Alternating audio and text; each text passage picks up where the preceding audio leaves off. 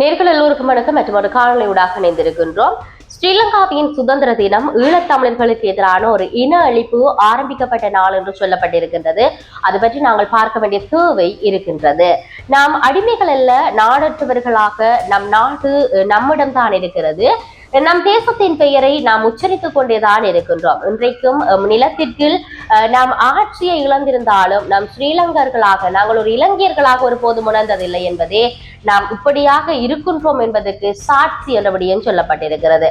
மாபெரும் இன அழிப்பு மூலம் ஈழத்தை கைப்பற்றிய சிங்கள அரசுக்கும் அதுவே பெருத்த தோல்வியாக இருக்கின்றது.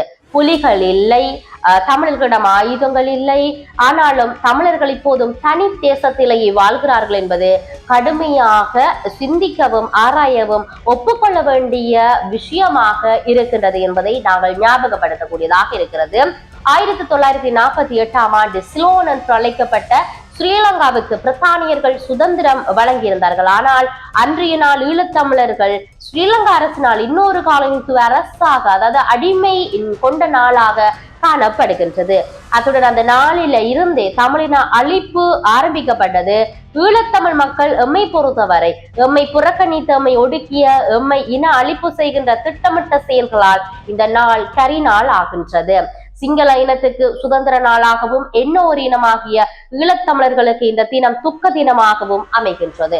இலங்கையில் சுதந்திர தினத்தை முன்னிட்டு அரசு செயலகங்களில் மாத்திரம் அனாதரவாக சிங்கக்கொடிகள் பறப்பதை நாங்கள் பார்க்கக்கூடியதாக இருக்கிறது. அதோடு இராணுவ முகாம்களில் சிங்கக்கொடிகள் பறக்கின்றன. ஒரு தமிழ் குடியவரின் வீட்டிலும் இந்த கொடிகளை நாங்கள் காண முடியவில்லை. ஏனென்றால் இன்றைய தினம் காணாமலாக்கப்பட்ட உறவினர்கள் சங்கத்தினால் அழைப்பு விடுக்கப்பட்டிருந்தது. பல்கலைக்கழக மாணவர்களால் வெளி சேர்க்கப்பட்டிருந்தது.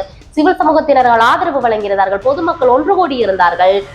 எங்களுடைய தாயகத்தில் இருக்கின்ற அநீதிகளுக்கு தீர்வு தருமாறு எதிர்த்து இன்றைக்கு சுதந்திர தினத்தை அவர்கள் கரிநாளாக அனுஷ்டித்திருக்கிறார்கள். அப்ப எப்படி ஒவ்வொரு தமிழ் குடும்பங்களோட வீட்டுல, தமிழ் குடியவர்கள்ட்ட வீட்டுல கொடி பறக்கும், எங்களுக்கு எங்க நீதி கிடைத்திருக்கின்றது என்ற கேள்விகள் நிறையவே இருக்கின்றது என்பதை ஞாபகப்படுத்துகின்ற பொழுது, வவுனியாவை தாண்டி சென்றால் மதவாட்சியிலிருந்து சிங்க கொடிகள் பறப்பதை நாங்கள் காணலாம். ஏன் தமிழ் நிலத்தில் தமிழ் குடியவரால் ஒரு இலங்கை கொடியும் ஏற்றப்படவில்லை?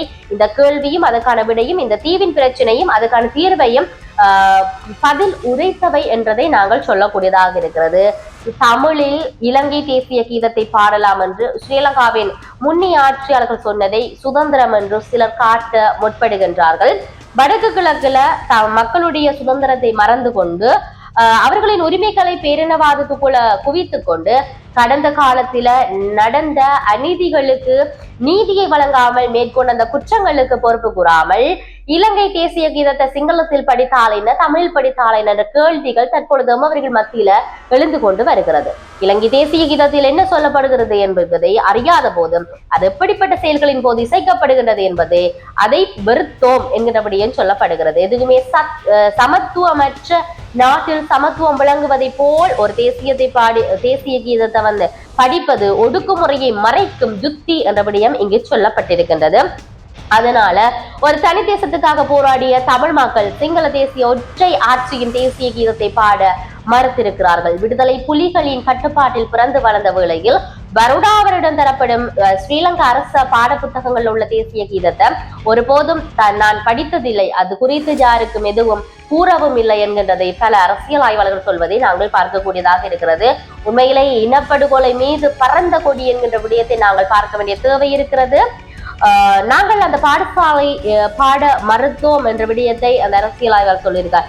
ஈழத்தமிழ் மக்களுக்கு எதிராக நடந்த இனப்படுகொலை யுத்தத்தின் பின்னர் அளிக்கப்பட்ட எங்கள் இனத்தின் மீது வெற்றி பாடல்களாக ஒழித்தது தேசிய கீதம் என்ற விடயம் சொல்லியிருக்கிறார்கள். இன்றைக்கு முள்ளிவாய்க்காலின் பின்னர் சிலர் அரசு நிகழ்வுகள்ல இலங்கை தேசிய கீதம் இசைக்கப்படுகிறது. ஒரு நாட்டின் தேசிய கீதம் என்பது அரசு நிகழ்வுகளில் மாத்திரம் இசைக்கப்படுவது அல்ல, அது மக்களுடைய நெஞ்சில இசைக்கப்படுவது. தமிழ் மக்களின் நெஞ்சில் அந்நியமான பாடலை தமிழில் இசைத்தால் என்ன, சிங்களத்தில் இசைத்தால் என்ன என்றதைத்தான் இந்த அரசியலாளர் சுட்டிக்காட்டி இருக்கிறார். தமிழ் மக்கள் கொத்து கொத்தாக இனப்படுகொலை செய்யப்பட்ட போது அவர்களின் பிணங்களின் மீது வெற்றி கொடிகளாக பறந்த அந்த சிங்க கொடிகள் நமது தேசிய கொடியாக எப்படி இருக்கும் என்ற கேள்வியை இந்த அரசியல் ஆய்வாளர் தொகுத்திருக்கிறார். இந்த கொடியுடன் தான் மீது படையெடுத்து வந்தார்கள்.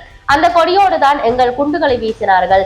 எங்களை தனது பிரஜைகளாக எங்களுக்கு சமத்துவத்தை வழங்காத கொடி எங்களை அழைத்து அதன் மீது ஏற்றப்பட்டது என்ற விடயத்தை இவர் சொல்லி இருக்கிறார். உண்மையிலேயே இலங்கை அரசாங்கம் பிரித்தானியாவிடமிருந்து விடுதலை பெற்ற நாள்ல ஈழத்தமிழ் மக்கள் சிங்கள பேரினவாத ஆதிக்காரர்களிடம் வீழ்ந்திருந்ததை சொல்லுகிறார்கள்.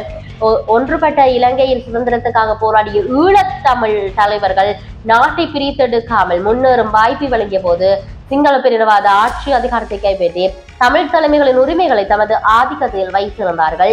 அப்படி பார்த்தால் இன்றைய நாள் ஈழத்தமிழர்களின் உரிமைகளை இழந்த நாள், ஈழத்தமிழர்கள் அடிமைப்பட்ட நாள், இலங்கையில் ஈழத்தமிழர்களுக்கு சுதந்திரம் மறுக்கப்பட்டதுடன் இலங்கை பிரஜைகள் என்பதற்கான அடையாளம் மறுக்கப்பட்ட நாள். இதனாலதான் நேற்று இன்றல்ல வரலாறு முழுவதும் இலங்கையின் சுதந்திர தினத்தை ஈழத்தமிழர்கள் கருப்பு நாளாகவே நினைவு கூர்ந்து வருகின்றார்கள் என்ற விடயம் இங்கு சொல்லப்பட்டிருக்கின்றது. இதுதான் நிதர்சனமாகவும் இருக்கின்றது. உண்மையிலேயே இனி வருகின்ற காலத்தில் என்ன நடக்கப் போகிறது என்பதை நாங்கள் பார்ப்போம். மற்றொரு பதிவுடாக சந்திப்போம். வணக்கம்.